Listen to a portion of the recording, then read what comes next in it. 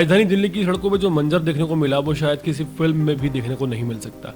दक्षिणी दिल्ली के फतेहपुर बेरी थाना क्षेत्र के आया नगर में रविवार तड़के गोलियों की आवाज ने पूरे इलाके को दहला दिया। सुबह करीब 4 से 6 बजे के बीच हुई इस वारदात ने सबको चौंकाकर हैरान कर दिया। गांव के लोग मौके पर पहुंचे तब तक 52 वर्षीय रतन कुमार लोहिया खून से लथपथ जमीन पर पड़े थे। तुरंत पुलिस को सूचना दी गई। पुलिस की एक पीसीआर वैन मौके पर पहुंची। रतन को अस्पताल ले जाया गया लेकिन डॉक्टरों ने उन्हें मृत घोषित कर दिया। पुलिस के अनुसार वारदात को अंजाम देने वाले कार सवार बदमाशों ने लगभग 60 से 70 राउंड फायरिंग की है। मौके से बरामद खोखे और गवाहों के बयान से भी यही संकेत मिलता है कि हमलावर पूरी तैयारी के साथ आए थे। गांव वालों का कहना है कि गोलीबारी इतनी तेज थी कि रोंगटे खड़े हो गए। वारदात वाली जगह पर कई गोलियों के निशान मिले हैं जो ये दर्शाते हैं कि बदमाशों ने अंधाधुंध लगातार फायरिंग की।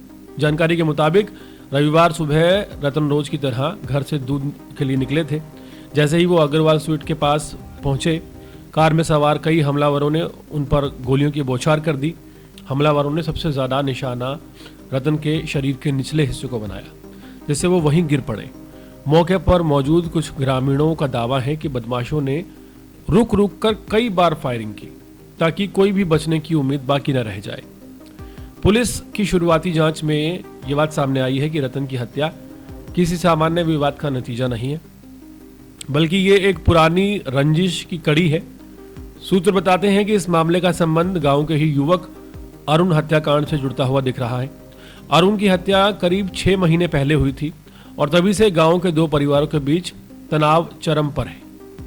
गांव के लोगों के अनुसार रतन कुमार लोहिया और रामवीर का परिवार एक दूसरे को लंबे समय से जानता था। दोनों परिवार कई साल पहले तक आपसी मेलजोल में जुड़े रहते थे।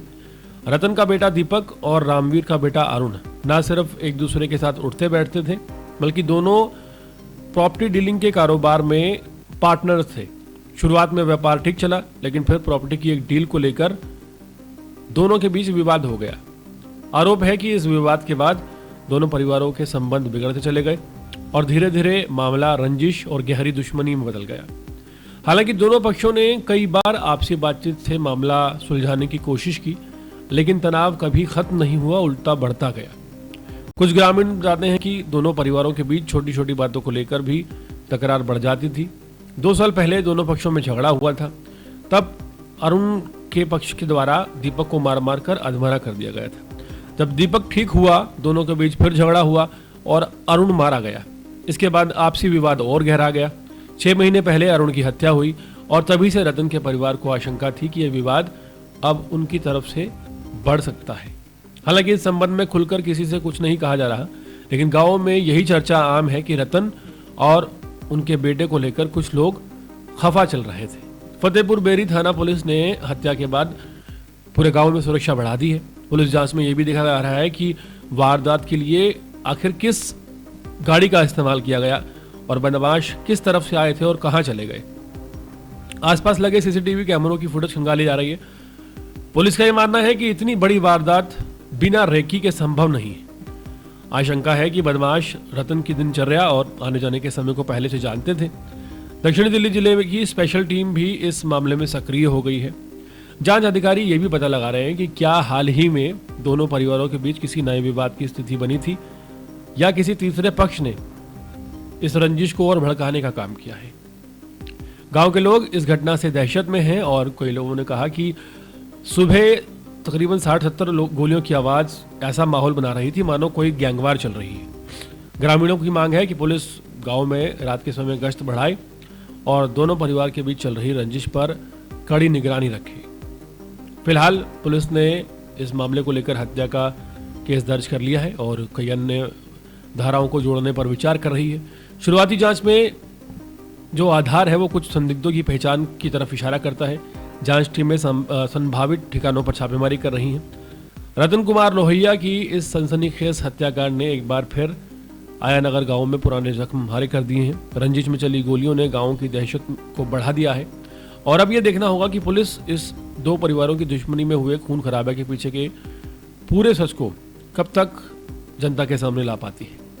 हाल फिलहाल दिल्ली जो देश की राजधानी है उसमें 70 गोलियां किसी को मारे जाना, ये शायद अपने आप में पहली वारदात है और बहुत खौफनाक है कि अगर राजधानी में किसी के हौसले इतने बुलंद हैं, वजह चाहे कोई भी रही हो, कि एक शख्स को घेर कर, जिसका इस विवाद से कोई लेना देना नहीं था, एक बेटे का बदला जो है वो उसके पिता से लिया गया और कहीं कोई मौका नहीं छोड़ा गया। सोचिए 70 गोलियां जिन हथियारों से चलाई होंगी, वो हथियार कितनी तादाद में होंगे, और अगर ये हथियार इतनी ज़्यादा तादाद में हैं तो इसको किस एंगल से पुलिस जोड़ेगी?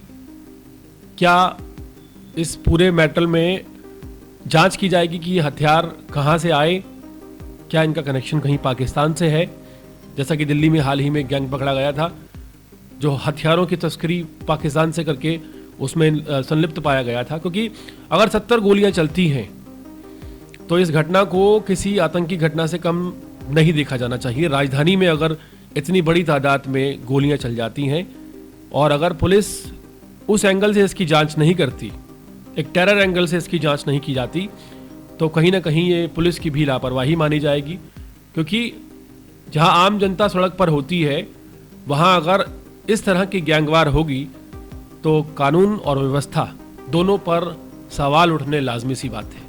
अब देखना होगा दिल्ली पुलिस कितनी कड़ी कार्रवाई एक ऐसे अपराध पर करती है, एक ऐसी वारदात को लेकर करती है जिसने दिल्ली ही नहीं पूरे देश में कोहराम मचा दिया है।